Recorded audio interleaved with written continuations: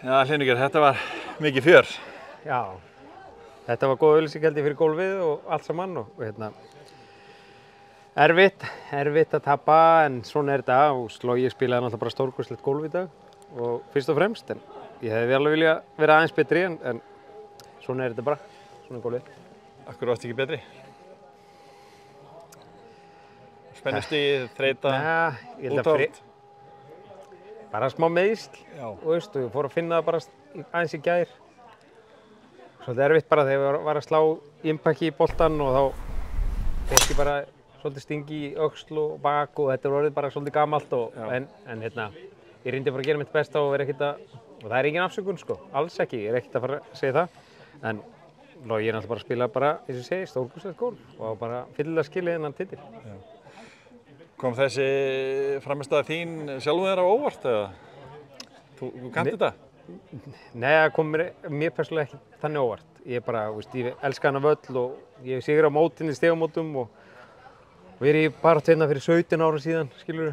En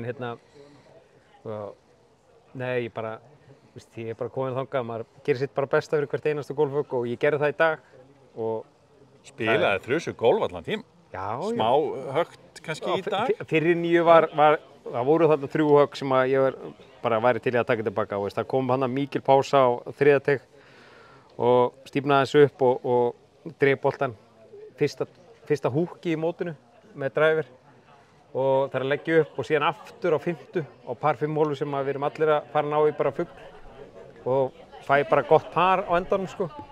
Og síðan aftur á 7. bara 3 mjög slæmt gólfhögg lengst til vinstri og þetta eru 3 högg sem að ég bara, hvaðan kom þetta eiginlega? Þetta er svolítið spes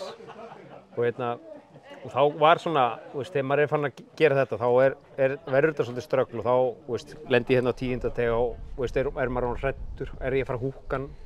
Nei, þá púsaði hann til hægri, út í drasl.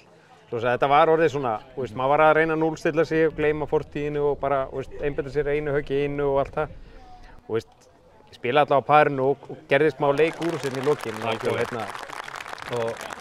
held að það sé gott fyrir Loga og hann örugglega fengi smá sting í magann í 8. og ég fekk geggja drive og ég vissi að þetta er ungur efnilegur strákur og að þurfa að fara og slá eftir gott drive og bara með 2 högg, það getur allt gerst, við erum búin að sjá það mörg oft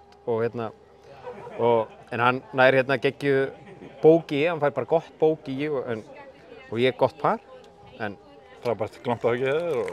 Já, bara ég sá þetta fyrir mig, ég myndi ekki sett þetta í ég skil í hvað þetta ego kemur stundum bara á fullt árundum og maður bara fyrir hann í glompunum og maður hugsa að ég setja bara í.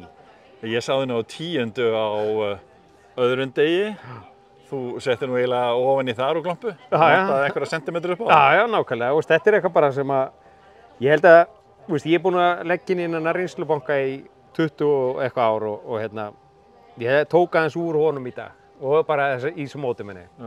Og en það er bara, en það er náttúrulega bara stórkostlegt að sjá bara alla þessa afreksskylfingar sem við eigum, ég er með kylfing sem er heima með 2 í forgi og kemst ekki í mótið, þetta er rosalega sterkt mót og ég held að bara allir, öll afreksstarf í klúbbum, sérstaklega á höfuðborgarsvæðinu, Suðurnesjum, Selfoss og allt það, Akureyri, eiga bara heiður skili, við erum að framleiða bara kylfinga sem við erum að fara að sjá bara, Það er ekki á hverjum degi sem að Selfoss, gólfklúbbur Selfoss á 2 keppendur í loka holla á Íslandsmóti á loka degi. Nei, og það er bara, gaman fyrir ykkur. Já, og bara það er bara ákveðin velum fyrir gott starf sem er búið að vinna þarna í mörg ár og innastaða og gott æfingaskýli, sleði á grasi, frábært pittsvæði sem þessi krakkar fá núna og þetta er það sem að vonandi bara að vera fleiri svona gósarar næsta árin